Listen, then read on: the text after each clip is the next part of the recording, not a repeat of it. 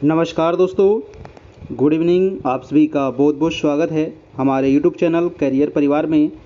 मैं मुकेश कुमार आप सबका बहुत बहुत स्वागत करता हूं। चलिए हम लोग आज देख लेते हैं क्लास। देखिए आप सभी का जो अभी ज्योग्राफी का क्लास चल रहा है, जिसमें सौर मंडल आपका कंप्लीट करा दिया गया और उसके बाद अक्षांश देशांतर आपका लगभग कंप्लीट हो गया। आज कुछ क्वेश्चन और हम लोग देखेंगे अक्षांश देशांतर के बारे में, ठीक है। इसके बाद हम लोग देखेंगे पृथ्वी की आंतरिक संरचना के बारे में, ठीक है। तो ये सभी प्रश्न हम लोग आज देखने वाले हैं और ये एनसीईआरटी बेस्ड है ना। और भूकंप से संबंधित भी आज हम लोग देखेंगे, ज्वालामुखी से संबंधित भी आज हम लोग देखेंगे, चट्टान से संबंधित भी हम लोग आज कुछ प्रश्न देखेंगे। काफ़ी इंपॉर्टेंट प्रश्न है, यहाँ से बहुत सारा प्रश्न आपको पूछा जा सकता है एग्ज़ाम में, तो एक भी प्रश्न को आप मिस नहीं कीजिएगा। आज हम होगा दोस्तों टेस्ट नंबर आपका 8 है ज्योग्राफी का, ठीक है, जिसमें हम लोग 100 से ज़्यादा प्रश्न यहाँ पर हम देखने वाले हैं, इंपॉर्टेंट प्रश्न। ये सभी प्रश्न को आप याद कर लीजिएगा। इसके अलावा भी हम बहुत सारा प्रश्न आपको कुछ इसका फैक्ट भी हम बताते हुए चलेंगे आप लोग को। देखिए प्रधान शिक्षक में आपको 10 सवाल ज्योग्राफी से पूछा जाएगा। अगर इतना कर लेते हैं ना तो एक भी सवाल बाहर से नहीं पूछा जाएगा। एनसीईआरटी भी हम ज्योग्राफी का पढ़ा चुके हैं, तो आप हमारे प्लेलिस्ट में जाकर के वहाँ से एनसीईआरटी भी डिटेल से पढ़ सकते हैं। आपको लाइन बाय लाइन भी आप पढ़ सकते हैं, ठीक है। तो चलिए आज का क्लास हम लोग स्टार्ट करते हैं। और कल देखिए आप सभी के लिए बहुत जल्द डिजिटल बोर्ड पे दोस्तों क्लास करवाया जाएगा और हमारा कोशिश है कि जितना जल्द हो सके थोड़ा सा आप लोग सहयोग करें।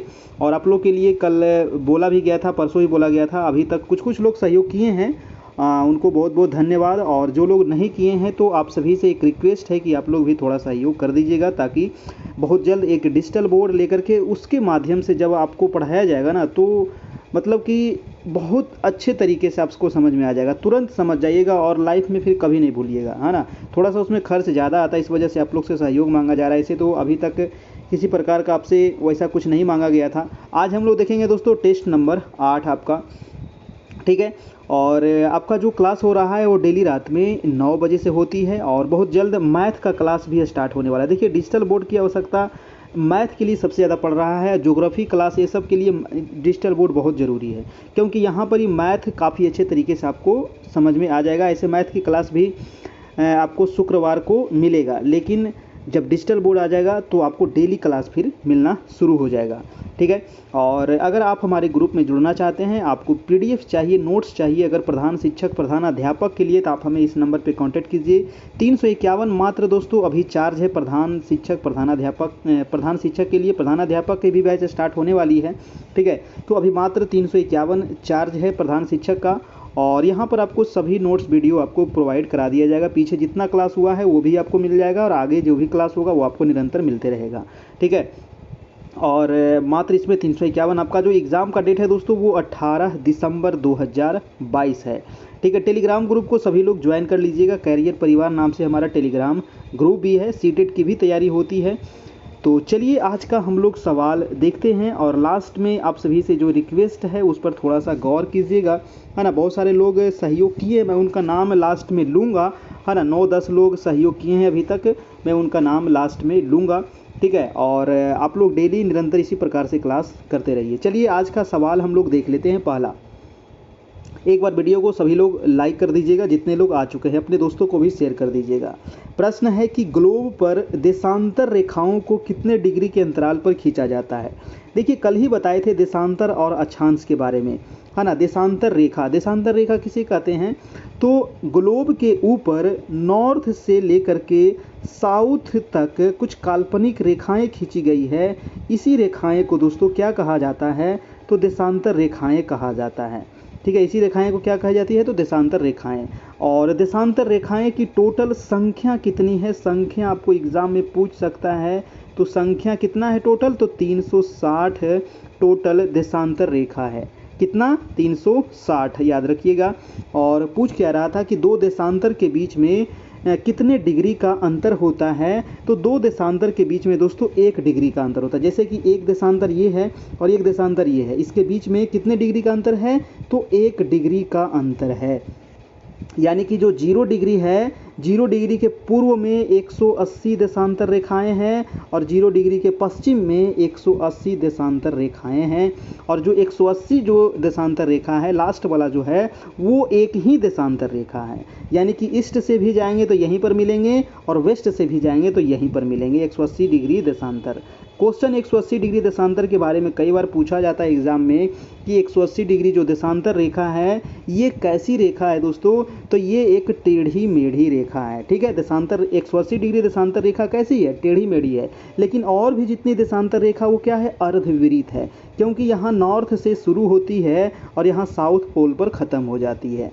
ठीक है, और एक क्वेश्चन पूछा जाता है देशांतर से कि ये जो 180 डिग्री जो देशांतर रेखा है ये कहाँ से गुजरती है, तो याद रखिएगा प्रशांत महासागर से। कहाँ से गुजरती है, प्रशांत महासागर से गुजरती है ये। ठीक है, चलिए, और ये देखिए कोई खींचा हुआ नहीं है, ये काल्पनिक रेखा है ना, ये काल्पनिक रेखा है, वैज्ञानिकों द्वारा ये कल्पना किया गया है। चलिए इसके बारे में और भी सवाल अभी आएगा, वो देखते हुए चलते हैं। अगला प्रश्न है कि प्रत्येक देशांतर रेखा होती है, तो अभी आपको बताएं कि जितनी भी देशांतर रेखाएं हैं क्या है, तो एक अर्धवृत्त है।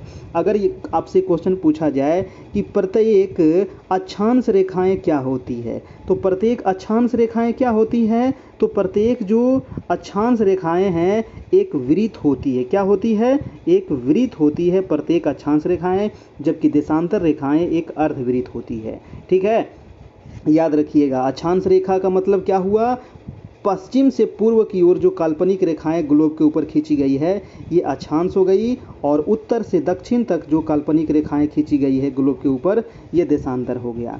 ठीक है, याद रखिएगा।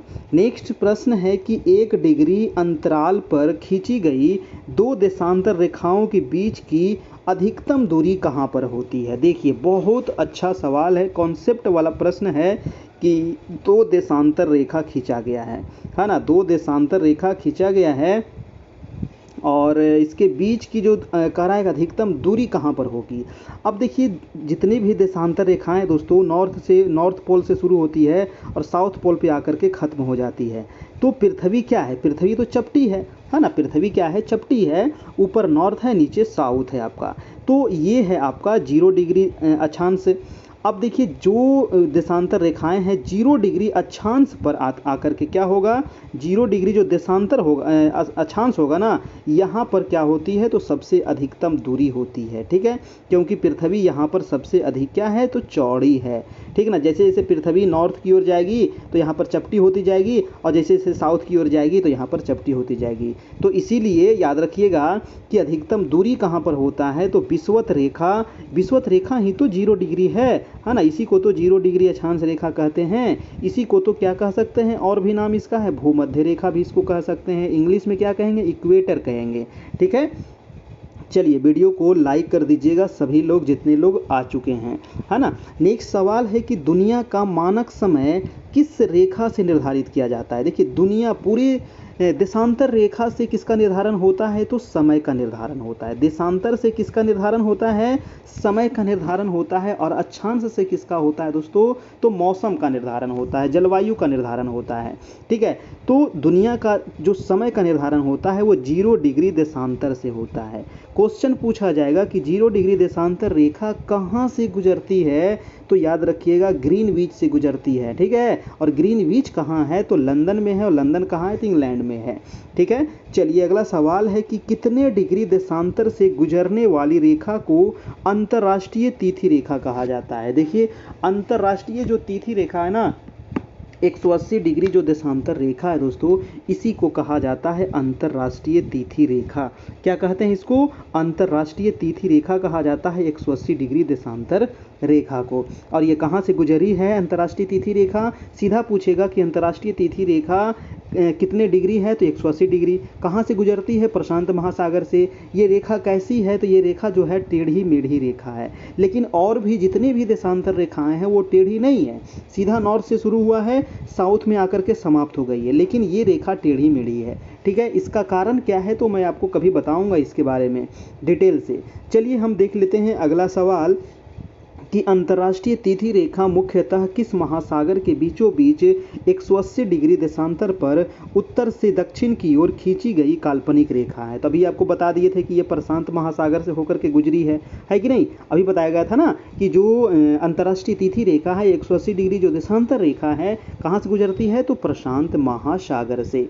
ठीक है, सबसे बड़ा महासागर कौन सा है, तो प्रशांत महासागर। टोटल कितने महासागर है, तो 5 महासागर है। याद रखिएगा, टोटल कितने महासागर है, 5 महासागर है, और सबसे बड़ा प्रशांत महासागर है। प्रशांत महासागर की आकृति कैसी है, क्वेश्चन कई बार पूछा गया है। तो इसकी आकृति है ओ अक्षर के, है ना, यानी कि वृत्त के समान है इसकी आकृति। ठीक है, तो आप याद रखिएगा। चलिए हम अगला सवाल देखते हैं। अगला है कि अंतर्राष्ट्रीय तिथि रेखा का निर्धारण कब तथा कहाँ संपन्न एक सम्मेलन में किया गया था। देखिए, अंतर्राष्ट्रीय तिथि रेखा का जो निर्धारण हुआ था, ये क्वेश्चन बहुत बार एग्जाम में आ चुका है। देखिए, जितने सवाल है ना सभी पूछा गया है और काफ़ी इंपॉर्टेंट है, एक भी सवाल नहीं छोड़िएगा, कॉन्सेप्ट क्लियर करते चलिएगा। तो 1984 में इसका निर्धारण हुआ था दोस्तों, 180 डिग्री देशांतर रेखा का। ठीक है, याद रखिएगा। और ये कहाँ हुआ था, तो वाशिंगटन डीसी। वाशिंगटन डीसी का क्या है, तो अमेरिका की राजधानी है वाशिंगटन डीसी, है ना। वाशिंगटन, जैसे कि भारत में अभी टोटल केंद्र शासित प्रदेश 8 है, तो अमेरिका का ये केंद्र शासित प्रदेश है वाशिंगटन डीसी। ठीक है, और यहाँ पर एक सम्मेलन हुआ था, उसी सम्मेलन में 1884 ईस्वी में अंतर्राष्ट्रीय तिथि रेखा का निर्धारण किया गया था। ठीक है, याद रखिएगा। अमेरिका का एकमात्र जो केंद्र शासित प्रदेश है वो है वाशिंगटन डीसी, और ये अमेरिका की राजधानी है, याद रखिएगा।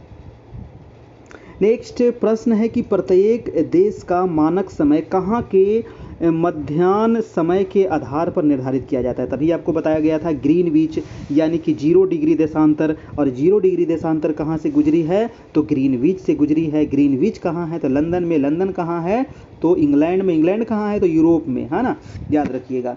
तो जो याद रखिएगा, ग्रीनविच से होकर के यहाँ से पूरे दुनिया का ये समय का निर्धारण किया जाता है, क्योंकि ग्रीनविच से ही ना, मतलब कि जो देश आपका पूर्व में है ना, ये है मान लीजिए 0 डिग्री, तो 0 डिग्री के जो भी देश किधर है, पूरब में है ना। इधर पूरब है, इधर ईस्ट है, और इधर क्या है, वेस्ट है। तो जो भी देश ईस्ट में है उसका समय में जुड़ जाता है, और जो वेस्ट में है उसका समय क्या हो जाता है, घट जाता है। भारत किधर है, तो भारत पूर्व में है।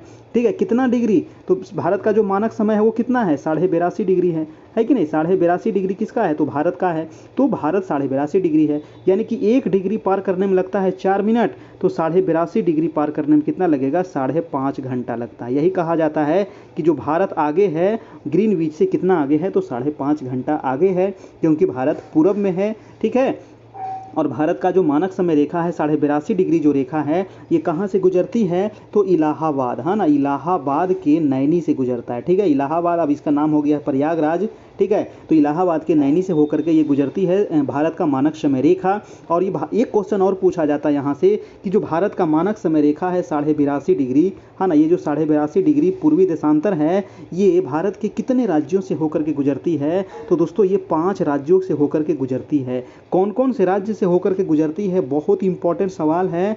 मैं आपको फिगर के माध्यम से उस राज्य को दर्शा देता हूँ, थोड़ा सा आपको याद हो जाएगा एक बार में।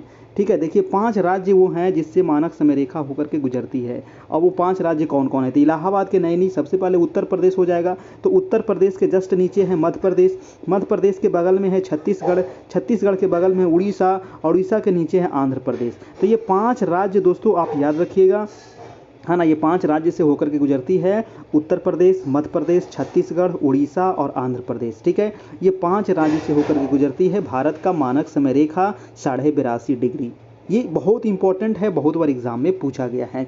अगला सवाल है कि भारत का मानक समय ग्रीनविच मध्याह्न समय से कितने घंटे आगे है। तभी आपको बताया गया 5.5 घंटा आगे है, और 5.5 घंटा कैसे आगे है ये भी आपको प्रूफ करके बताया गया।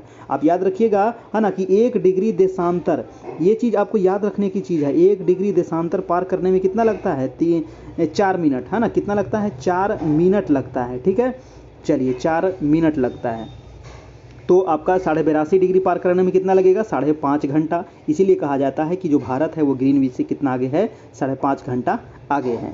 अगला सवाल है कि किस अक्षांशीय वृत्त या रेखा पर सालों भर दिन और रात बराबर होते हैं। देखिए, कल एक स्टूडेंट पूछ रहे थे कि मैकमोहन रेखा क्या है। देखिए मैकमोहन रेखा ये क्या है बताइए। मैकमोहन रेखा जो है ना, ये भारत और चाइना के बीच में सीमा रेखा, भारत और चीन के बीच सीमा रेखा का नाम है दोस्तों मैकमोहन रेखा, ठीक है। और मैकमोहन रेखा, एक सवाल इससे ये भी पूछा जाता है कि मैकमोहन रेखा आखिर है कहाँ पर ही, तो ये है अरुणाचल प्रदेश में, ठीक है। अरुणाचल प्रदेश में है मैकमोहन रेखा, है ना। सर मैकमोहन के द्वारा इसका निर्धारण किया गया था। आपको कमेंट करके बताना है कि मैकमोहन रेखा का निर्धारण कब हुआ था, है ना। ये भी क्वेश्चन मैंने कई बार आप लोग को बताया हूँ कि मैकमोहन रेखा का निर्धारण कब किया गया था। चलिए सभी लोग कमेंट करके बताइए। चलिए अगला सवाल आपका है, अच्छा इसका उत्तर क्या हो जाएगा। कह रहा है कि किस अक्षांशीय वृत्त या रेखा पर सालों भर दिन रात बराबर होता है। दिन रात बराबर कहाँ पर ही होगा, विषुवत पर होगा, हाँ ना। विषुवत पर क्यों होगा, क्योंकि विषुवत रेखा का मान कितना होता है दोस्तों, 0 डिग्री होता है। 0 डिग्री का मतलब कि इसके ऊपर 90 डिग्री, इसके नीचे 90 डिग्री, तो यहाँ पर बराबर है ना, तो बराबर है तो दिन रात भी बराबर होगा यहाँ पर ही, है कि नहीं। और ऐसे दिन रात बराबर कब होता है, तो ऐसे दिन रात बराबर होता है 21 मार्च, है ना, 21 मार्च और 23 सितंबर, ठीक है। याद रखिएगा 21 मार्च और 23 सितंबर को क्या होता है, दिन और रात बराबर होता है।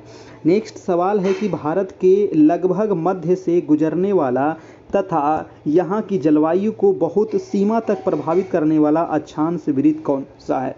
देखिए कितना अच्छा सवाल है, और ये सवाल बहुत बार आप लोग को करवाया भी गया है। तो भारत के मध्य से कौन सी रेखा गुजरती है, तो भारत के मध्य से जो गुजरती है वो है आपको कर्क रेखा, है ना। कर्क रेखा को इंग्लिश में क्या कहते हैं, ट्रॉपिक ऑफ कैंसर, है ना, ट्रॉपिक ऑफ कैंसर। और ये जो रेखा है 23.5 डिग्री उत्तरी अक्षांश, 23.5 डिग्री उत्तरी अक्षांश रेखा है। और ये भारत के कितने राज्यों से होकर के गुजरती है, ये सवाल आपको पूछा जाता है, तो 8 राज्य से होकर के गुजरती है। ये 8 राज्य कौन कौन से हैं दोस्तों, तो सबसे पहले तो ये वाला राजस्थान गुजरात है ना, सबसे पहले गुजरात है, उसके बाद थोड़ा सा राजस्थान है, फिर उसके बाद मध्य प्रदेश है, फिर आपको छत्तीसगढ़ है, फिर आपको झारखंड है, फिर आपको वेस्ट बंगाल है, फिर आपको त्रिपुरा है, फिर आपको मिजोरम है, ठीक है। ये 8 राज्य आप याद कर लीजिएगा, गुजरात, राजस्थान, मध्य प्रदेश, छत्तीसगढ़, झारखंड, पश्चिम बंगाल, त्रिपुरा और मिजोरम, ठीक है। ये वेस्ट टू ईस्ट मैंने आपको बताया, आप ईस्ट टू वेस्ट भी याद रख सकते हैं, ऐसे सजाने के लिए आपको एग्जाम में पूछा जाएगा, ठीक है, वेस्ट टू ईस्ट या ईस्ट टू वेस्ट, ठीक है।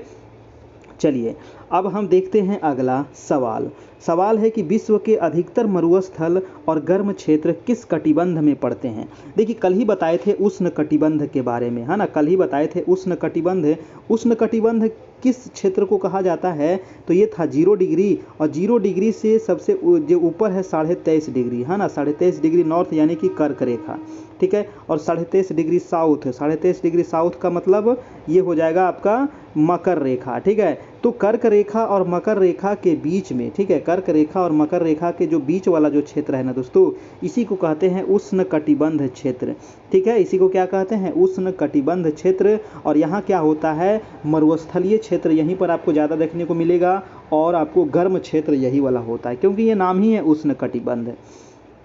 नेक्स्ट प्रश्न है कि 0 डिग्री अक्षांश और 0 डिग्री देशांतर कहाँ अवस्थित माना जाता है। बहुत अच्छा प्रश्न है, ये सवाल आपको पूछा गया था एग्जाम में, और इसका आंसर क्या होगा। देखिए 0 डिग्री देशांतर, 0 डिग्री देशांतर तो आपको पता है कि ग्रीनविच से गुजर रही है, ठीक है। और 0 डिग्री अक्षांश रेखा, ये हो गया 0 डिग्री अक्षांश और ये हो गया 0 डिग्री देशांतर। ये दोनों क्वेश्चन को देखिए थोड़ा सा, कह रहा है कि 0 डिग्री अक्षांश और 0 डिग्री देशांतर कहाँ अवस्थित है, मतलब ये दोनों कहाँ पर मिलता है दोस्तों। तो इस बिंदु को क्या, ये जो बिंदु मिला हुआ है ना, ये जो बिंदु है ये कहाँ पर ही है, तो ये याद रखिएगा अटलांटिक महासागर है, ठीक है। ये है आपका अटलांटिक महासागर, और अटलांटिक महासागर में ये दोनों मिलती है, ठीक है। अटलांटिक महासागर जो है दोस्तों, ये दूसरा सबसे बड़ा महासागर है, ठीक है, दूसरा सबसे बड़ा महासागर है। अटलांटिक महासागर की आकृति कैसी है, एग्जाम में बहुत बार आया है, तो एस अक्षर की आकृति है। कैसी है, एस अक्षर की आकृति है अटलांटिक महासागर की, ठीक है। चलिए तो याद होगी आपको 0 डिग्री अक्षांश और 0 डिग्री देशांतर कहाँ पर मिल रहा है, तो अटलांटिक महासागर में। अगर यही डिजिटल बोर्ड रहता तो पूरा वर्ल्ड का मैप ला करके आपको दर्शा देते, दिखा देते, देखिए अटलांटिक महासागर कहाँ पर ही है ना, तो उसमें काफ़ी आसानी होता है। इसलिए थोड़ा सा मैं बार बार कर रहा हूँ कि थोड़ा सा आप लोग सहयोग करें, क्योंकि बहुत ज़्यादा खर्च आ रहा है और उतना मेरे पास अभी नहीं है तो इस वजह से आपसे मांगा जा रहा है ना, और कोई बात नहीं है। ठीक है, बाकी तो मैं आपको आगे की तैयारी कराने के लिए तैयार ही हूँ, है ना।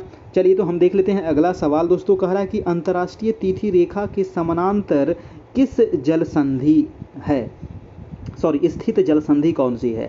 तो अंतर्राष्ट्रीय तिथि रेखा यानी कि 180 डिग्री देशांतर, और इसके समानांतर में क्या है, तो बेरिंग जल संधि है। याद रखिएगा, बेरिंग जल संधि। देखिए जल संधि किसे कहते हैं, और एक होता है स्थल संधि।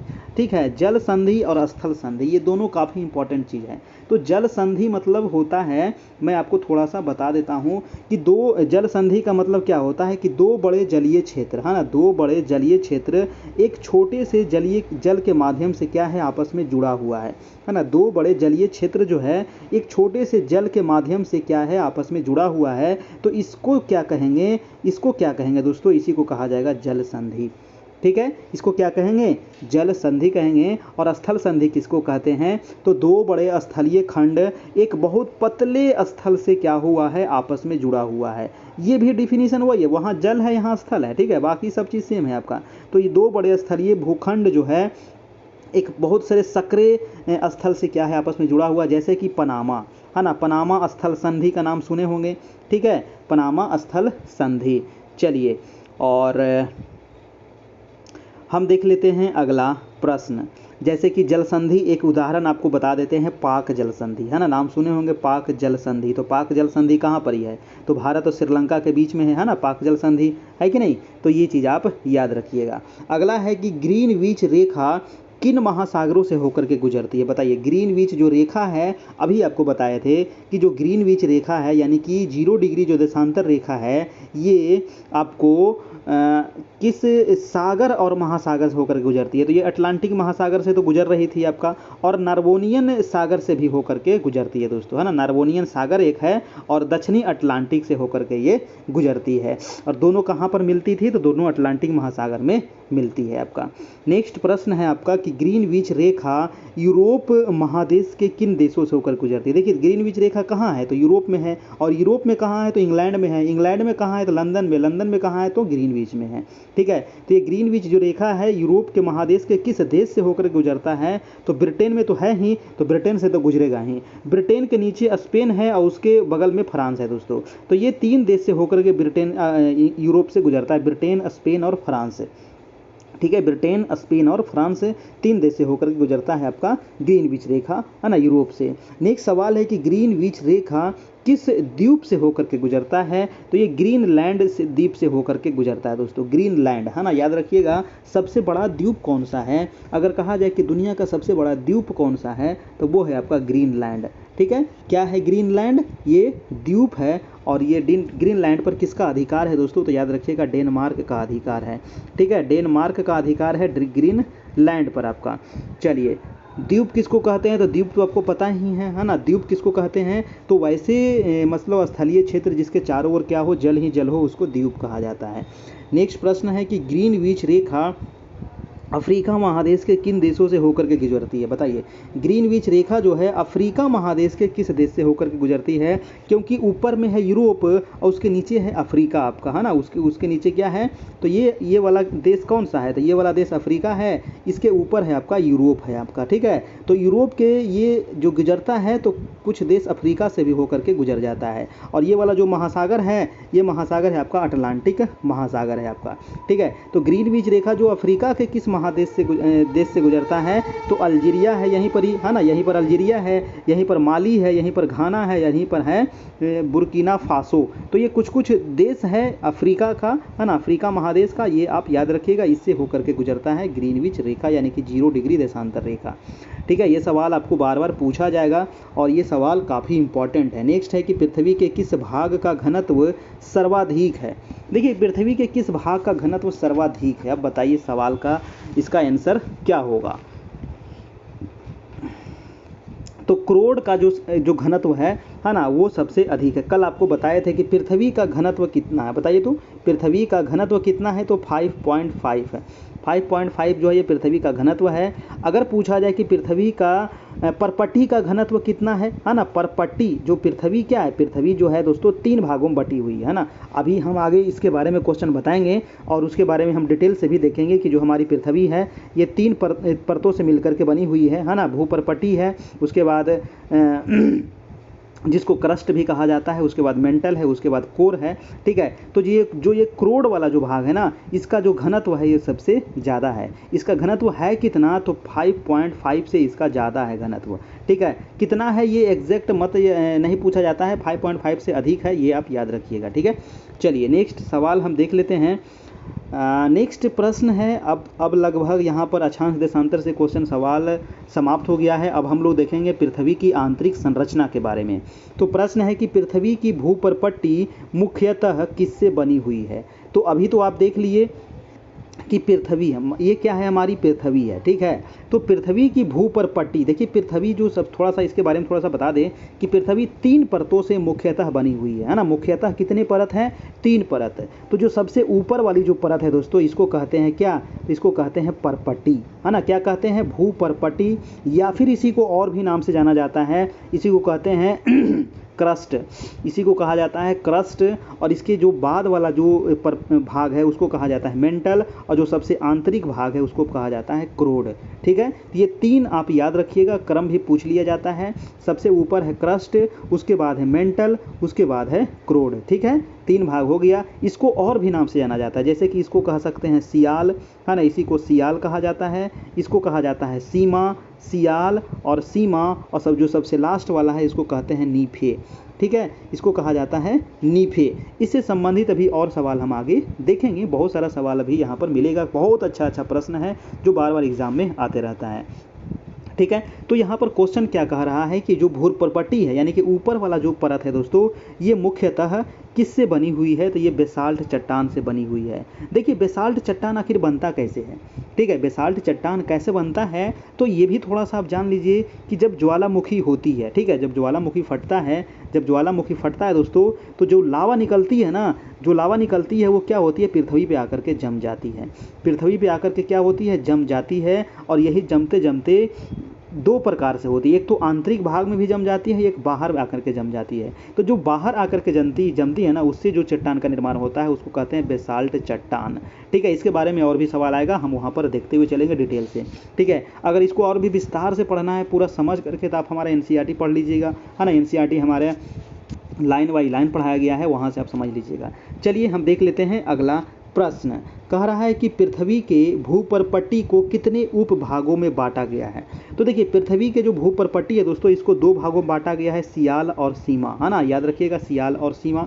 अगला सवाल है कि पृथ्वी के भूपरपट्टी का उपविभाग जो सियाल है ये किससे बना हुआ है। देखिए नाम ही है इसका सियाल, है ना, सियाल, SIAL, है ना। तो CSI प्लस AL यानी कि 2 से मिलकर के ये बना हुआ है। SI मतलब कि सिलिकॉन और AL मतलब कि एल्युमिनियम, ठीक है। तो ये 2 चीज़ से मिलकर के बना हुआ है सियाल, याद हो गया आपको। और एक है आपका सीमा, एक क्या है, सीमा। तो नाम ही है SIMA, है ना, SIMA यानी कि SI प्लस MA। तो SI का मतलब हो गया सिलिकॉन और MA का मतलब हो गया मैग्नीशियम, ठीक है। तो ये 2 चीज़ से मिलकर के बना हुआ है सियाल और सीमा, यानी कि सियाल का मतलब समझ गए SIAL यानी कि सिलिकॉन और एल्युमिनियम, और SI का मतलब सिलिकॉन और MA का मतलब मैग्नीशियम, ठीक है। सियाल सीमा यहाँ से कन्फर्म हो गया, याद कर लीजिएगा, ये आपको क्वेश्चन कई बार एग्जाम में पूछा गया है। अगला जो सवाल है वो कह रहा है कि पृथ्वी के भूपरपट्टी पृथ्वी के कुल आयतन का कितने प्रतिशत भाग घेरे हुए है। देखिए क्वेश्चन क्या कह रहा है कि पृथ्वी का जो भूपरपट्टी है यानी कि पृथ्वी का जो ऊपरी परत है ना, पृथ्वी का जो ऊपरी परत है ना दोस्तों, ये पृथ्वी जो 3 भाग में फैला हुआ है हमारी पृथ्वी, 3 भाग में जो फैली हुई है हमारी पृथ्वी, इसकी जो सबसे पतली परत है वो है भूपर्पटी, है ठीक है। सबसे जो पतली परत है वो भूपर्पटी है। उसके बाद सबसे मोटी परत जो है वो है मेंटल, ठीक है। और सबसे जो उसके बाद का जो परत है वो है कोर, ठीक है। सबसे मोटा कौन है, तो सबसे मोटा बीच वाला है। बीच वाला जो मेंटल है ना, ये सबसे ज़्यादा मोटा है। और उसके बाद है क्रोड, और जो सबसे पतला है वो है आपका ऊपर वाला यानी कि भूपर्पटी। क्वेश्चन यही है कि पृथ्वी के जो भूपर्पटी यानी कि ऊपर वाली जो परत है, ये कुल आयतन का यानी कि पृथ्वी का जो कुल आयतन है उसका कितना प्रतिशत है। तो ये आंसर यहाँ पर गलत दे दिया है। आंसर क्या दिया है, गलत यहाँ पर छप गया है। हम आपको बताते हैं, इसका जो आंसर हो जाएगा वो हो जाएगा 0.5, है ना। 0.5% भाग घेरे हुए, 0.5% हो जाएगा, मात्र 0.5 हो जाएगा दोस्तों। भूपर्पटी जो है पूरे पृथ्वी के आयतन का घेरा हुआ है ना। और 2.7 क्या है, देखिए 2.7 जो है ना, ये क्या है, तो ये दोस्तों आपका घनत्व है। किसका घनत्व है, तो भूपर्पटी का। अगर आपको एग्जाम में पूछ लिया जाए कि पृथ्वी के भूपर्पटी का घनत्व कितना है, तब 2.7 ग्राम प्रति घन सेंटीमीटर है। जबकि पृथ्वी का घनत्व कितना है, तो 5.5 है, ठीक है। पृथ्वी का औसत घनत्व 5.5 है और भूपर्पटी का 2.7 है। और जबकि यहाँ पर है कि भूपर्पटी के पृथ्वी के कुल आयतन का कितना प्रतिशत भाग है, तो 0.5% भाग है। तो ये प्रश्न आप याद रखिएगा, यहाँ से इसका सवाल यहाँ गलत छप गया था, है ना। इसका जो आंसर होगा वो 0.5 हो जाएगा, ठीक है। अलग से यहाँ पर नोट कर लीजिएगा आप लोग। नेक्स्ट सवाल है आपका दोस्तों कि पृथ्वी का आवरण मंडल मुख्यतः किससे बना हुआ है। देखिए पृथ्वी का जो आवरण मंडल जो है ना, यानी कि जो ऊपर वाला जो परत है, ये मुख्यतः बेसाल्ट चट्टानों से मिलकर के बना हुआ है, ठीक है। अगला प्रश्न है कि पृथ्वी के आवरण में किन तत्वों की प्रधानता है। तो पृथ्वी के आवरण में दोस्तों सिलिका है और मैग्नीशियम है ना। पृथ्वी के आवरण में सिलिका और मैग्नीशियम की प्रधानता भी आपको बताए थे सीमा के बारे में, है ना। सिलिका, सिलिकन और मैग्नीशियम। नेक्स्ट प्रश्न है कि पृथ्वी के आंतरिक भाग के किस मंडल में मैग्मा चैम्बर पाए जाते हैं। देखिए मैग्मा, यहाँ पर भी थोड़ा सा इसको आप गलत कर लीजिएगा, इसको हटा दीजिएगा, इसका आंसर कुछ और होने वाला है। कह रहा है कि पृथ्वी के आंतरिक भाग, तो पृथ्वी के आंतरिक भाग मतलब कि अंदर वाला भाग में, तो किस मंडल में, यानी कि पृथ्वी के आंतरिक भाग जो है दोस्तों, ये 3 भागों में हम लोग अभी बांटे थे, है ना। पर्पटी यानी कि क्रस्ट और मेंटल और कोर। तो जो क्रस्ट है और मेंटल है, तो मेंटल वाले भाग में मैग्मा चैम्बर पाए जाते हैं। मैग्मा चैम्बर पूछ रहा है कि मैग्मा जो है ना, जैसे कि ज्वालामुखी, है ना। ज्वालामुखी अभी आपको पढ़ाने वाले हैं। तो जो ज्वालामुखी फटता है ना, तो पृथ्वी का 3 परत है। सबसे ऊपर वाला 3 परत, ये देखिए 3 लाइन मैंने खींच दिया। तो सबसे ऊपर वाला जो परत है दोस्तों, ये है आपका क्रस्ट, और ये वाला है आपका मेंटल, और ये वाला है आपका क्रूड। तो जो पृथ्वी पर जो ज्वालामुखी फटता है और जो लावा आता है, वो कहाँ से आता है, तो यही जो बीच वाला भाग है मेंटल, ये क्या है, मैंटल है ना। ये क्या है, मैंटल है। तो यहीं से लावा निकलती है दोस्तों पृथ्वी पे, ठीक है, यहीं से निकलती है। और जब ये पृथ्वी के अंदर रहती है ना, तो इसको बोला जाता है मैग्मा। क्या बोलते हैं इसको बोलते हैं मैग्मा। यहाँ पर देखिए लिखा हुआ है ना मैग्मा। तो ये मैग्मा चैम्बर आपसे पूछ रहा है। तो ये जो मैग्मा है, जब भी पृथ्वी के अंदर रहती है तो इसको कहते हैं मैग्मा, ठीक है। और जब ये पृथ्वी के बाहर आ जाती है तो इसका नाम पड़ जाता है लावा, ठीक है। और इसी लावा जब पृथ्वी पे आती है और धीरे धीरे कर करके ये जमा हो जाती है ना, तो ये क्या बन जाती है, चट्टान, ठीक है।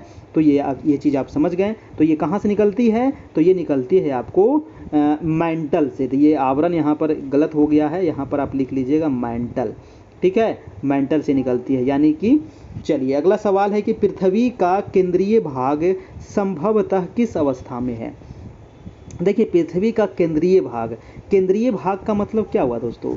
केंद्रीय भाग का मतलब ये हुआ कि पृथ्वी जो 3 भाग में बटी हुई है ना, क्रस्ट, मेंटल और कोर। तो सबसे जो केंद्रीय भाग है वो है आपका कोर है ना। केंद्रीय भाग यानी कि कोर जो है दोस्तों, ये किस अवस्था में है, तो ये द्रव्य अवस्था में। मतलब कि आंतरिक जो भाग है पृथ्वी का, सबसे अंदर वाला भाग, ये कैसा है, तो पिघला हुआ है ना। ये पिघला हुआ है, द्रव्य या फिर प्लास्टिक अवस्था में है, ठीक है। चलिए नेक्स्ट सवाल हम देख लेते हैं। देखिए वीडियो अच्छा लग रहा हो तो एक लाइक कर दीजिएगा। आप सभी के लिए बहुत मेहनत किया जा रहा है और भी बहुत आगे मेहनत किया जाएगा, ठीक है। आपसे बस एक ही रिक्वेस्ट था कि आप लोग थोड़ा सा सहयोग जरूर करें, और जो हमारा नंबर है ना, उस नंबर पे आप लोग ज़रूर सहयोग कीजिएगा। हमारा नंबर आप लोग को पता ही होगा, नहीं पता है तो मैं एक बार बता देता हूँ, 7857824310। आप इसी नंबर पे दोस्तों एक डिजिटल बोर्ड लिया जाएगा, उस पर जो पढ़ाने का मज़ा है ना, और आप लोग को जो पढ़ने का मज़ा है वो अलग ही है। ठीक है, तो बहुत जल्द हम कोशिश कर रहे हैं, 30 तारीख को बीपीएससी का एग्ज़ाम है, उसके बाद हम कोशिश करेंगे कि 30 के बाद हम इसको ले लें। तो आप लोग को जितना भी हो सके आप लोग ज़रूर इस पर सहयोग कीजिएगा, है ना। बहुत सारे लोग सहयोग किए हैं, मैं उनका नाम लास्ट में लूँगा। चलिए हम देख लेते हैं अगला सवाल। अगला सवाल कह रहा है कि सर्वप्रथम किसने बताया था कि पृथ्वी गोल है? बताइए, पृथ्वी गोल है ये सबसे पहले किसने बताया था? बहुत इंपॉर्टेंट सवाल है। यह आकाश में स्वतंत्र रूप से लटकी हुई है, तो ये बताया गया था पाइथागोरस के द्वारा। पाइथागोरस के द्वारा ये बताया गया था कि पृथ्वी कैसी है, गोल है सबसे पहले, याद रखिएगा। और ये पृथ्वी क्या है, तो स्वतंत्र रूप से आकाश में लटकी हुई है, ये बताया गया था पाइथागोरस के द्वारा। अगला सवाल है कि किस विद्वान ने दोस्तों पृथ्वी को नारंगी के समान बताया था? बताइए, किस विद्वान ने पृथ्वी को नारंगी के समान बताया? तो सर आइजक न्यूटन ने। तो ये सब कुछ याद करने वाला चीज़ है, याद कर लीजिएगा। अगला सवाल है कि किस विद्वान ने पृथ्वी को नाशपाती के समान बताया था? तो उनका नाम था जेम्स जीन। क्या नाम था? जेम्स जीन नाम था। तो याद रखिएगा, पृथ्वी गोल है, नारंगी के समान है, नाशपाती के समान है, किसने किसने बताया है? तो तीनों यहाँ से आप याद कर लीजिएगा। चलिए देखते हैं अगला सवाल। कह रहा है कि पृथ्वी केंद्र में पाया जाने वाला चुंबकीय पदार्थ है। पृथ्वी केंद्र में पाया जाने वाला जो चुंबकीय पदार्थ है ना, पृथ्वी के केंद्र में। तो पृथ्वी के केंद्र में क्या है दोस्तों? पृथ्वी के केंद्र में है नीफे, है ना, नीफे है। तो नीफे में क्या पाया जाता है ना? Nickel, Ni+Fe। तो यहाँ पर जो आंतरिक जो भाग है, जो केंद्रीय भाग है, इसमें Ni मतलब हो गया निकेल, है ना, और Fe मतलब हो गया आयरन यानी कि लोहा। तो यहाँ पर निकेल और लोहा की प्रधानता है ना। निकेल प्लस आप लोहा भी लिख सकते हैं, आयरन भी लिख सकते हैं, Fe। ठीक है, तो ये चीज़ आप यहाँ से नोट कर लीजिएगा। बहुत बार ये सब प्रश्न पूछा जाता है। ठीक है, मैं बार बार एक सवाल एक ही बात नहीं बोलना चाहता हूँ, आप एक भी प्रश्न यहाँ से मत छोड़िएगा।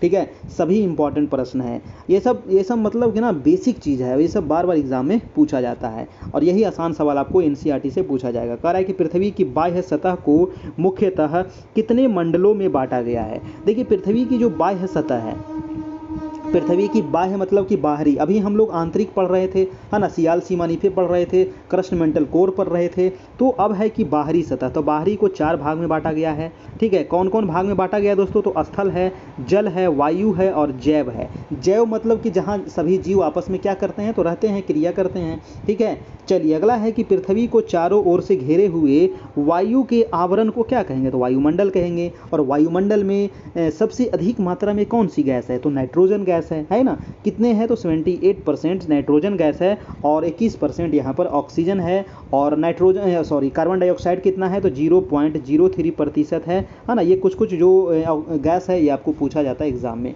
नेक्स्ट सवाल है आपका कि वायुमंडल पृथ्वी के धरातल से कितने किलोमीटर की ऊंचाई तक फैला हुआ है?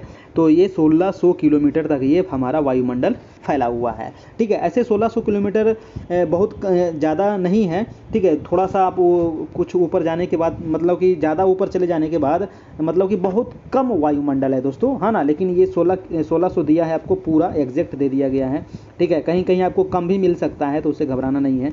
ठीक है, 1600 आप याद रखिएगा। अगला है कि पृथ्वी की बाह्य सतह का वह भाग जो जल से घिरा है।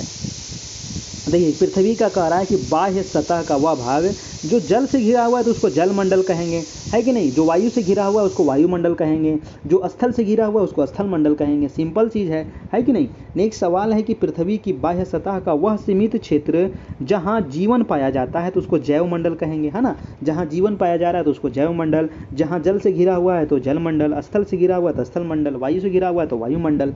नेक्स्ट है कि पृथ्वी पर अधिकतम ऊंचाई कितनी है? देखिए, पृथ्वी पर अधिकतम ऊंचाई किसका है? तो माउंट एवरेस्ट का है ना। और माउंट एवरेस्ट की ऊंचाई कितनी है? तो माउंट एवरेस्ट की एग्जैक्ट ऊंचाई जो है, एग्जैक्ट ऊंचाई आप याद रखिएगा 8848.86 मीटर। ठीक है, ये एग्जैक्ट ऊंचाई अभी मतलब विकिपीडिया में आप गूगल सर्च करके देखिएगा तो आपको इतना ही मिलेगा। ठीक है, लेकिन कहीं कहीं 8848 मिलेगा, कहीं कहीं 8849 मिलेगा, कहीं 8850 मिलता है। ठीक है, तो ये चीज़ आप याद रखिएगा। नेक्स्ट है कि पृथ्वी पर अधिकतम गहराई किसकी है? पृथ्वी पर अधिकतम ऊंचाई तो देख लिए माउंट एवरेस्ट की है, तो अधिकतम गहराई जो है ये मेरियाना गर्त की है ना। मेरियाना गर्त कहाँ है दोस्तों? तो मेरियाना गर्त जो है ये है प्रशांत महासागर में। कहाँ है? ये प्रशांत महासागर में है। और इसकी गहराई कितनी है? तो गहराई आप याद नोट कर लीजिएगा, 11,022 मीटर। 11,022 मीटर इसकी गहराई है मेरियाना गर्त की। ठीक है, यानी कि जितना ऊंचाई है उससे ज़्यादा कहीं गहराई है पृथ्वी पर। नेक्स्ट सवाल है कि पृथ्वी की सतह का कठोर भाग क्या कहलाता है? तो कठोर है तो इसको चट्टान कहेंगे, है कि नहीं? कठोर है तो इसको थोड़ी हम पानी कह देंगे, कठोर है तो चट्टानें कहेंगे। ठीक है, नेक्स्ट सवाल है कि चट्टानों का निर्माण करने वाले पदार्थ क्या कहलाता है? तो चट्टान का जो निर्माण करने वाला जो पदार्थ है उसको खनिज कहा जाता है, सिंपल। नेक्स्ट है कि आग्नेय चट्टान का निर्माण किस प्रकार होता है? अब आ गया आपको चट्टान से संबंधित है। अब देखिए यहाँ पर थोड़ा सा एक कॉन्सेप्ट मैं दे दूँ कि क्वेश्चन एक पूछा जाएगा कि सबसे पहले किस चट्टान का निर्माण होता है? चट्टान कितने प्रकार के होते हैं? तो चट्टान कितने प्रकार के होते हैं दोस्तों? तो 4 प्रकार के होते हैं। ठीक है, सबसे पहले जो होता है वो आग्नेय चट्टान होता है ना। सबसे पहला जो होता है जिस चट्टान का निर्माण होता है वो आग्नेय चट्टान का निर्माण होता है। आग्नेय चट्टान के बाद किसका निर्माण होता है? तो अवसादी चट्टान। ठीक है, अवसादी चट्टान का निर्माण होता है। इसके बाद होता है कायांतरित चट्टान।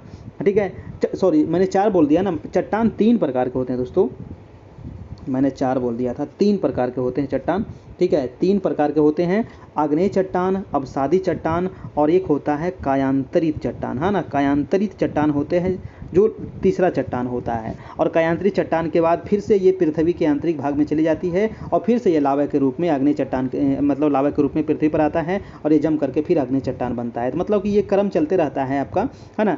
तो क्वेश्चन आपसे पूछ सकता है कि सबसे पहले किस चट्टान का निर्माण होता है? तो आग्नेय चट्टान, उसके बाद अवसादी चट्टान, उसके बाद कायांतरित चट्टान। ठीक है, और आग्नेय चट्टान का निर्माण कैसे होता है? तो जो ज्वालामुखी क्रिया जब फटती है ना, ज्वालामुखी क्रिया होती है और जो लावा होता है ना, जो मैग्मा होता है, मैग्मा जब पृथ्वी पे आती है तो उसको लावा कहते हैं और यही लावा धीरे धीरे क्या होती है? पृथ्वी पर जम जाती है, तो उससे आग्नेय चट्टान का निर्माण हो जाता है। ठीक है, अब है कि आग्नेय चट्टानों को किस अन्य नाम से जानते हैं? तो इसको प्राथमिक चट्टान भी कहा जाता है। प्राथमिक क्यों कहते हैं दोस्तों? क्योंकि सबसे पहले इसका निर्माण होता है कि नहीं, इसीलिए इसको कहते हैं प्राथमिक चट्टान। नेक्स्ट है कि आग्नेय चट्टान की संरचना कैसी होती है? तो रवेदार होती है। कैसी होती है? रवेदार होती है इसकी संरचना। नेक्स्ट है यानी कि बनावटी, है ना। नेक्स्ट है कि धरातल के नीचे बनने वाले अंतर्भेदी आग्नेय चट्टान के उदाहरण। देखिए क्या प्रश्न क्या कह रहा है? अंतर्वेदी। देखिए जब दोस्तों जब मैग्मा जो होता है ना, जब ज्वालामुखी फटती है तो मैग्मा जो होता है ना वो पृथ्वी पर धीरे धीरे आता है उस लावा के रूप में, तो वो क्या होता है? धीरे धीरे जम जाता है। तो कुछ जो भाग होता है ना, जैसे कि ये आपका ज्वालामुखी फट रहा है, ये ज्वालामुखी फटा, ठीक है, ज्वालामुखी फटा, थोड़ा सा समझा देंगे फिगर के माध्यम से। ज्वालामुखी फटा तो ये तो यहाँ पर आकर के जम गया, है ना, तो ये पहाड़ आपका बन गया, है ना, ये पहाड़ वाला भाग बन गया। लेकिन कुछ जो ज्वालामुखी है, कुछ जो लावा है दोस्तों, ये अंदर में ही जम गया। क्या हो गया? अंदर में ही जम गया।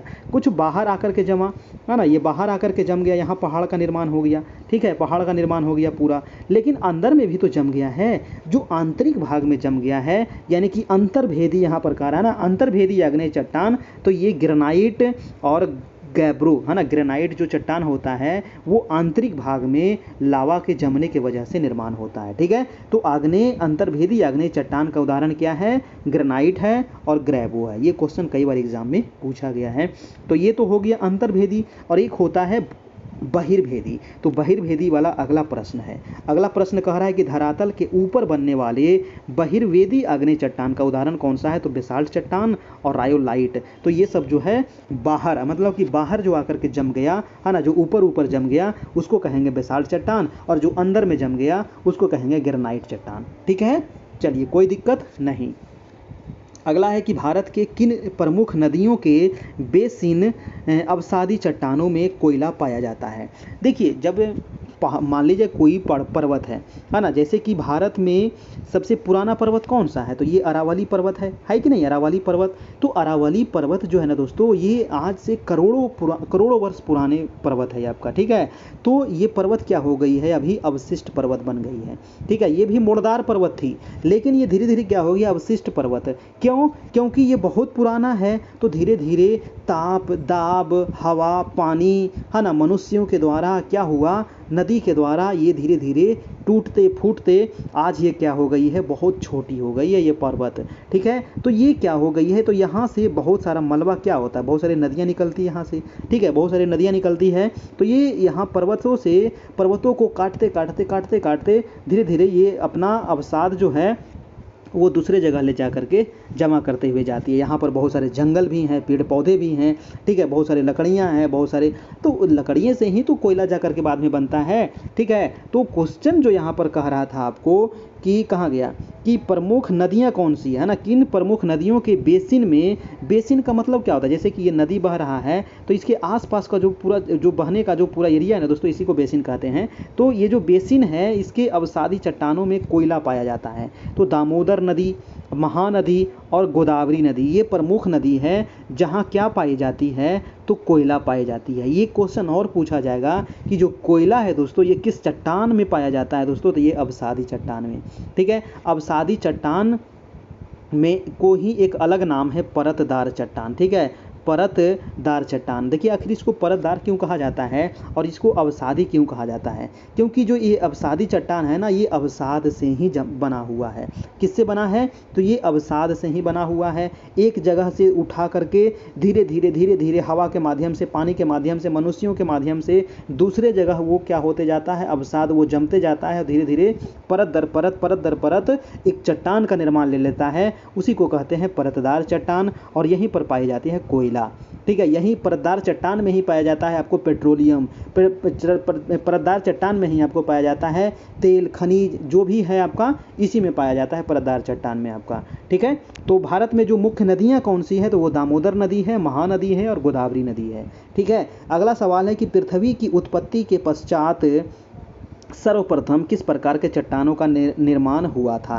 देखिए पृथ्वी की जब उत्पत्ति हुई थी ना, तो सबसे पहले किसका निर्माण होगा, आग्नेय चट्टान की, है ना। जब यहाँ पर बहुत सारा ज्वालामुखी फटा और धीरे धीरे आकर के पृथ्वी पर जमने लगा, तो जिस चट्टान का निर्माण हुआ वो आग्नेय चट्टान, इसी को कहते हैं प्राथमिक चट्टान भी। नेक्स्ट प्रश्न है कि किस प्रकार की चट्टानें परतदार और जीवाश्म युक्त होती है। देखिए अब देखिए परतदार फिर से आ गया है ना, तो अभी आपको बताया परतदार चट्टान यानी कि अवसादी चट्टान, और ये जीवाश्म युक्त होता है, मतलब कि इसमें जीवों का अवशेष होता है ना, इसीलिए तो इसमें कोयला पाया जाता है, इसमें पेट्रोलियम पाया जाता है ना, तो ये पाया जाता है अवसादी चट्टान में। अगला है कि किस प्रकार का चट्टान परत रहित और जीवाश्म रहित होता है, तो आग्नेय चट्टान। आग्नेय चट्टान का निर्माण कैसे होता है दोस्तों, तो ज्वालामुखी फटने से होता है, ठीक है, और लावा के जमने से होता है। तो लावा देख रहे हैं ना, पूरा आग का गोला है, अब बताइए आग के गोला में जीवाश्म कहाँ से आएगा, नहीं आ सकता ना, उसमें जीवाश्म आ ही नहीं सकता है। तो ये क्या रहता है, परत रहित रहता है, मतलब ये परत नहीं होता है और इसमें जीवाश्म भी नहीं होता है। तो वो चट्टान कौन सी है, तो आग्नेय चट्टान है कि नहीं। समझ के याद कीजिएगा ना, तो तुरंत याद हो जाएगा, कभी नहीं भूलिएगा। अगला प्रश्न है आपका कि लौह अयस्क, फॉस्फेट, इमारती पत्थर, कोयला, सीमेंट बनाने वाले पदार्थ मुख्य रूप से किस प्रकार के चट्टानों में पाए जाते हैं। देखिए लौह अयस्क, फॉस्फेट, इमारती पत्थर, कोयला, सीमेंट, अभी आ गया देखिए यहाँ पर कोयला, है ना। तो कोयला कहाँ पाया जाता है, अवसादी चट्टान में या फिर परतदार चट्टान में। तो ये सभी जो चीज़ें बनाई जाती है, तो ये किस प्रकार की चट्टानों में पाए जाते हैं, तो अवसादी या फिर इसी को परतदार चट्टान भी कहा जाता है। अगला है कि खनिज तेल किस प्रकार के चट्टान में, तभी आपको बता दिए खनिज तेल जैसे कि पेट्रोलियम है ना, तो ये कहाँ पाया जाएगा, अवसादी चट्टान में। चलिए नेक्स्ट सवाल है कि झारखंड के कोडरमा में पाया जाने वाला अब्रख किस प्रकार के चट्टान में मिलता है। देखिए कोडरमा में जो अब्रख पाया जाता है ना, और झारखंड का कोडरमा और हजारीबाग ये जो क्षेत्र है, ये किस चीज़ के लिए फेमस है, गिरिडीह ये जो फेमस है आपका किस लिए, तो अब्रख के उत्पादन के लिए। दुनिया में सबसे ज़्यादा अब्रख का उत्पादन यहीं होता है। और ये किस प्रकार के चट्टान में होता है, तो पैगमाइट आग्नेय चट्टान, ये भी आग्नेय चट्टान ही है आपका, है ना, और ये भी आग्नेय चट्टान ही है जिसमें पाया जाता है आपको अवरक है। ठीक है, नेक्स्ट है कि भूपटल पर स्थित वह प्राकृतिक छिद्र या दरार जिससे होकर पृथ्वी के आंतरिक भाग में स्थित विभिन्न पदार्थ धरातल के ऊपर आते हैं उसे क्या कहते हैं। देखिए अभी तो अभी न बताए थे इसके बारे में, उसको कहते हैं ज्वालामुखी। अब देखिए ज्वालामुखी का यहाँ पर थोड़ा सा डिफिनीशन दे दिया, यानी कि ये कहाँ आता है, भूपटल पर आता है, यानी कि पृथ्वी के पटल पर आता है, पृथ्वी पर आता है।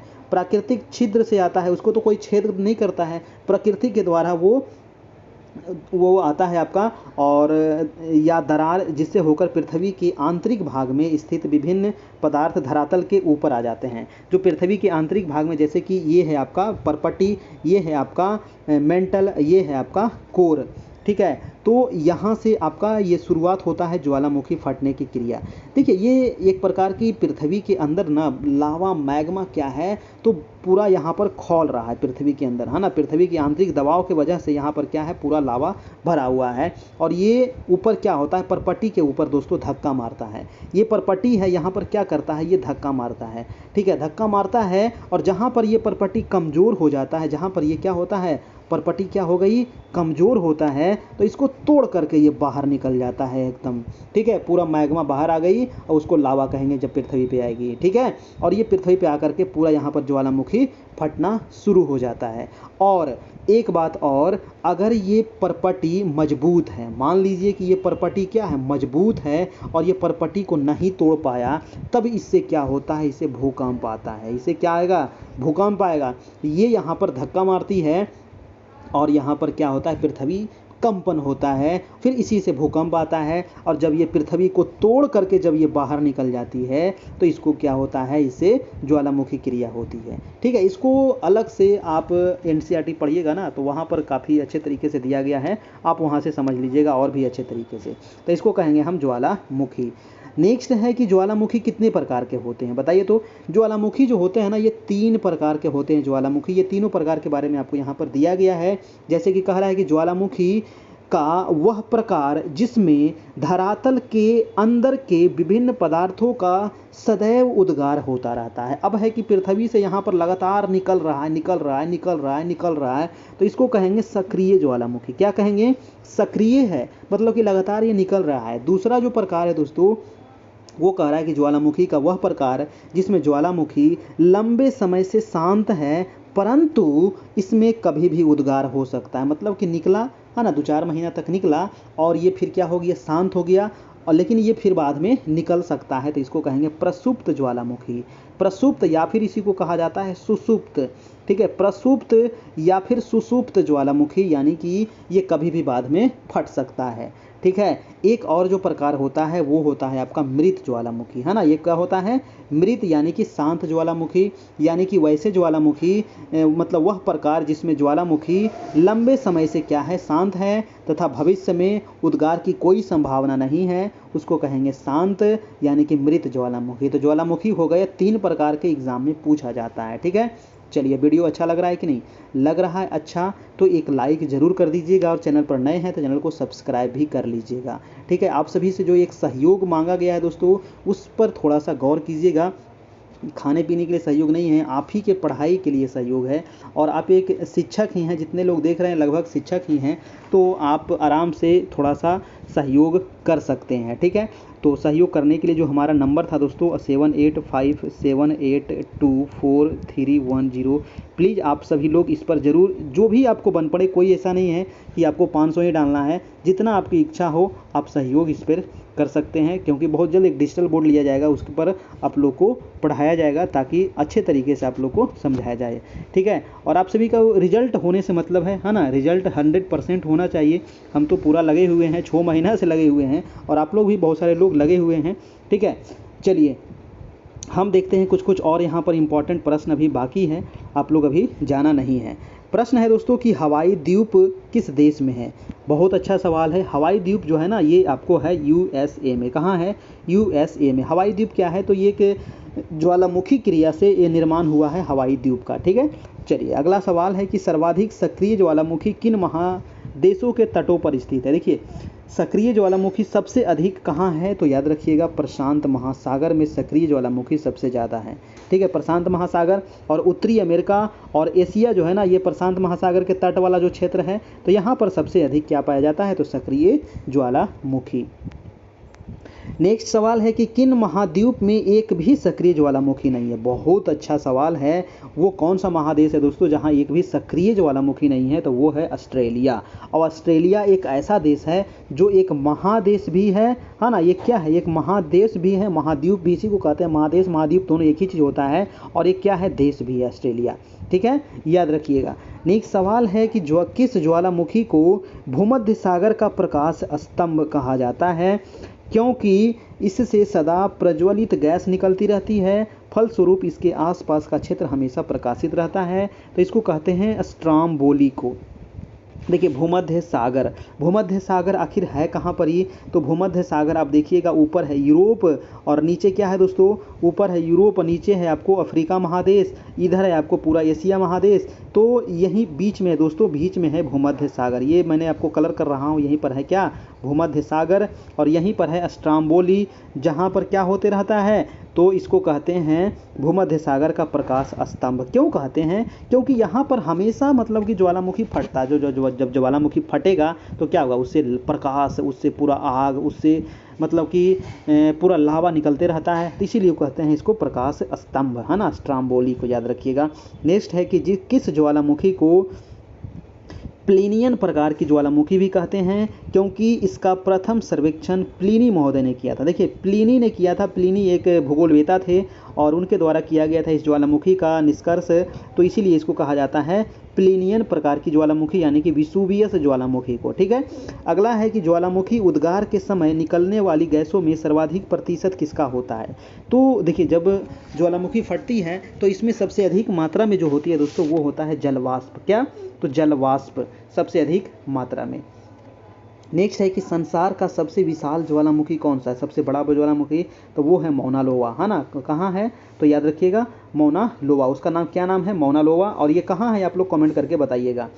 चलिए अगला सवाल मैं देख लेता हूँ कि पृथ्वी के गर्भ में होने वाली किसी हलचल के कारण जब धरातल का कोई भाग अचानक कंपन करने लगता है तो उसे क्या कहते हैं? भूकंप कहते हैं। अभी आपको बताए थे भूकंप के बारे में, है ना। पृथ्वी के गर्भ में ही तो ये घटना होती है। तो पृथ्वी के गर्भ में होने वाली किसी हलचल के कारण जब धरातल का कोई भाग क्या होता है? अचानक कंपन करने लगता है। ये परपटी है और ये क्या है? आपका मेंटल है। तो ये इससे क्या किया जाता है? इस पर धक्का मारा जाता है। तो ये जो परपटी है ना, हम जिस पर खड़े हैं, बैठे हैं, तो ये क्या होने लगता है? हिलने लगता है, यानी कि कंपन होने लगता है। तो इसी को क्या कहते हैं? हम भूकंप कहते हैं। और यही परपटी को जब तोड़ के बाहर निकल जाएगी तो इसी को कहेंगे फिर ज्वालामुखी कहेंगे। ठीक है, तो ये चीज़ आप ध्यान रखना है।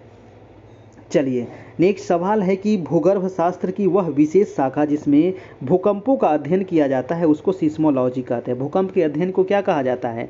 सिस्मोलॉजी। भूकंप के अध्ययन को सिस्मोलॉजी। नेक्स्ट प्रश्न है कि भूकंप की तीव्रता की माप किस पर की जाती है? तो भूकंप की जो तीव्रता की माप की जाती है वो रिएक्टर स्केल पर, यानी कि रीचर पैमाना उसको बोला जाता है। रिएक्टर स्केल पर उसको माप किया जाता है कि कितना भूकंप आया, 3 आया, 4 आया, 5 आया, 6 आया, है ना। चलिए नेक्स्ट है कि धरातल के नीचे स्थान पर भूकंप की घटना का प्रारंभ होता है उसे क्या कहते हैं? देखिए बहुत इंपॉर्टेंट सवाल है, देख गौर कीजिएगा, है ना। कह रहा है कि धरातल के नीचे, तो ये है धरातल यानी कि भूपरपट्टी। तो भूपरपट्टी के नीचे, है ना, ये नीचे वाली भाग है। तो भूपरपट्टी के नीचे स्थान पर भूकंप की घटना का प्रारंभ, जहाँ पर ये प्रारंभ होगा इसको क्या कहेंगे? तो इसको कहते हैं भूकंप का उत्पत्ति केंद्र, यानी कि भूकंप का मूल केंद्र, है ना। तो यहाँ पर कहेंगे मूल केंद्र। और जब ये पृथ्वी पर जो सबसे पहले जहाँ पर धक्का मारता है दोस्तों उसको कहते हैं अधिकेंद्र। तो इसको कहते हैं अधिकेंद्र। ठीक है, याद रखिएगा। पृथ्वी पर जो धक्का मार रहा है तो इसको क्या कहेंगे?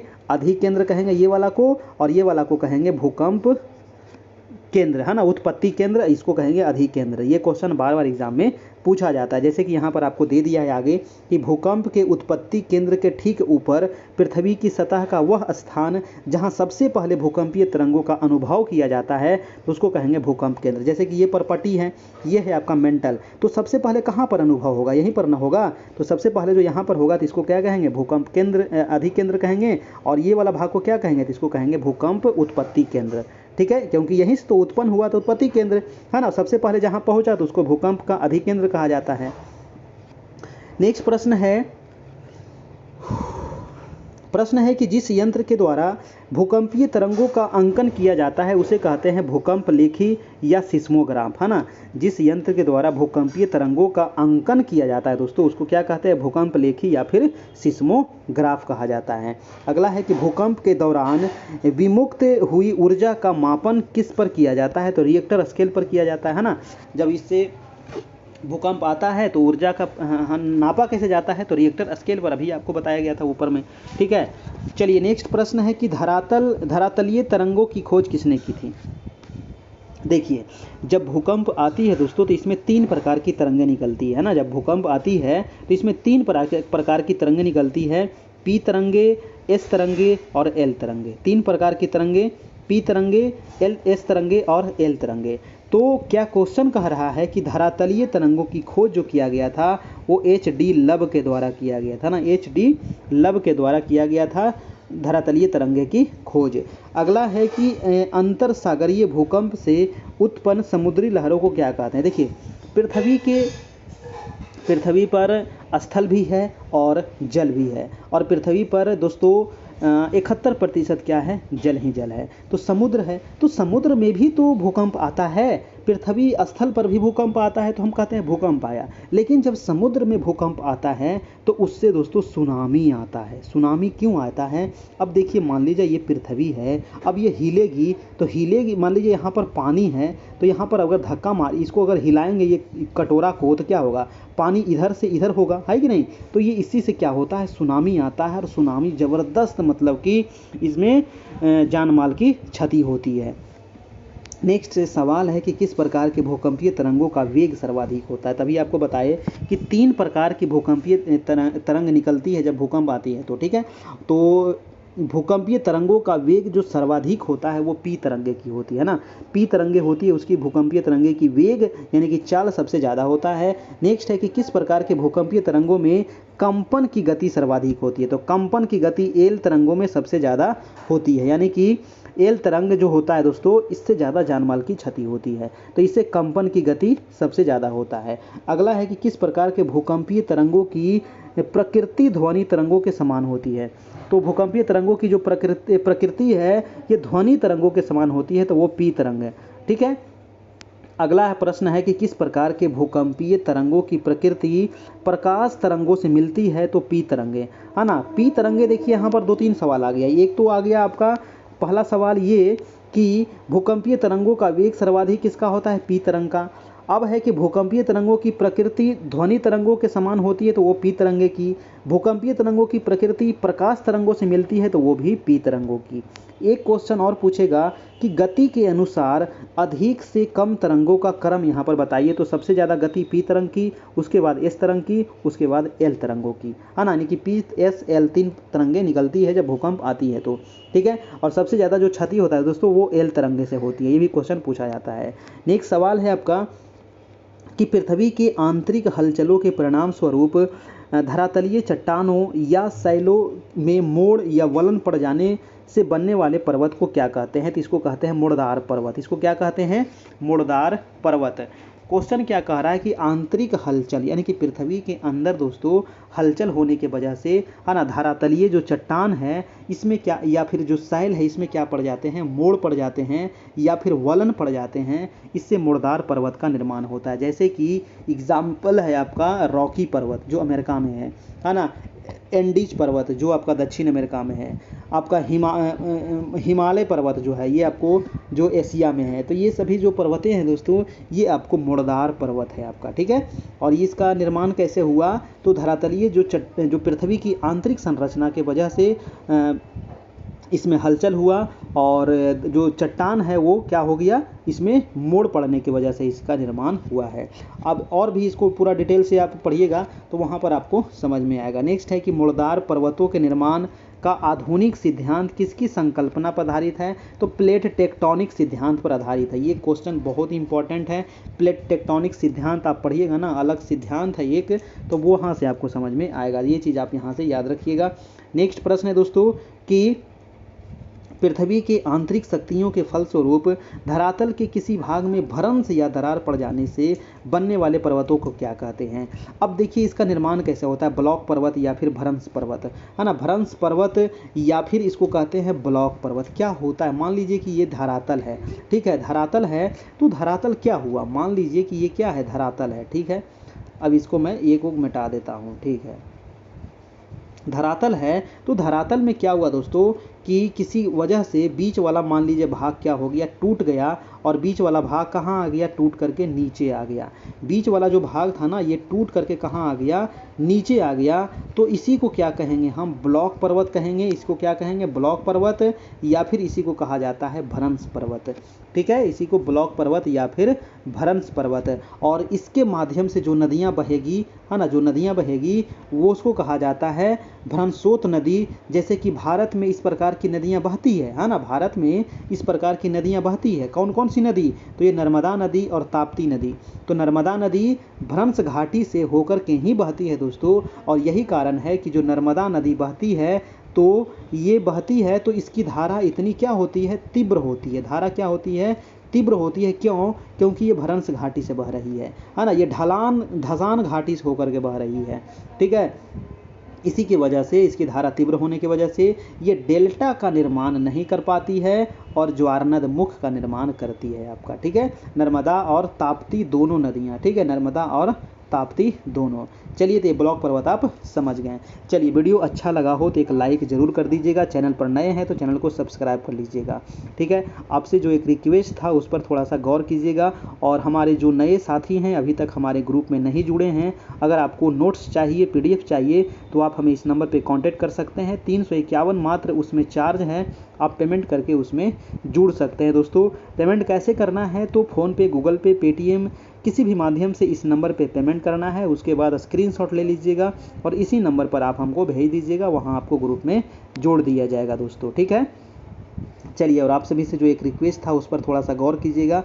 कल मैं अभी उनका नाम लूँगा जो लोग कल पेमेंट किए थे, सहयोग जो किए थे, है ना। उनका नाम सबसे पहले बबीता रानी है ना, अंकुर शर्मा जी हैं, राजेश कुमार हैं, चंदन कुमार पासवान जी हैं, है ना, और शमीना जी हैं, और जितेंद्र पांडे हैं, कमलेश राम हैं, और MD सईद आलम हैं, पूनम सिंह चौहान है। तो इतने लोग अभी तक सहयोग किए हैं, 9 लोग हैं, है ना। कितने लोग किए हैं, 9 लोग हैं। हमें लग रहा था कि 100-200 लोग करेंगे, है ना। अगर 100-200 लोग कर देते हैं, आपसे कोई ये निर्धारित नहीं कितना ही करना है, जितनी आपकी इच्छा हो, ठीक है, उतना कर दीजिए, ठीक है, ताकि जितना जल्दी हो सके अगर व्यवस्था हो जाता है उतने पैसों की, तो मैं इसके लिए बहुत जल्द एक डिजिटल बोर्ड ले लूँगा, और ताकि आप लोग को अच्छे तरीके से पढ़ा सके, ठीक है। तो थोड़ा सा आप लोग सहयोग कीजिएगा, ठीक है। आप सभी के लिए बहुत जल्द एक डिजिटल बोर्ड के माध्यम से क्लास करवाई जाएगी दोस्तों, और उसमें समझने में काफ़ी आसान हो जाता है कोई भी चीज़ को, ठीक है। तो ये नंबर है, ठीक है, ये नंबर आपको यहाँ पर दिया गया है, ठीक है, 7857824310। इसी नंबर पे आप जितना हो सके, है ना, कोई ऐसा नहीं है कि इतना ही करना है, जो भी आपको बन पड़े आप सहयोग ज़रूर कीजिएगा, और फ़ोनपे, गूगल पे, पेटीएम के माध्यम से, ठीक है। चलिए, तो बस आज इतना ही रहने देते हैं, और फिर हम मिलेंगे कल इसी समय इसी चैनल पर। तब तक के लिए good night, goodbye, take care, धन्यवाद।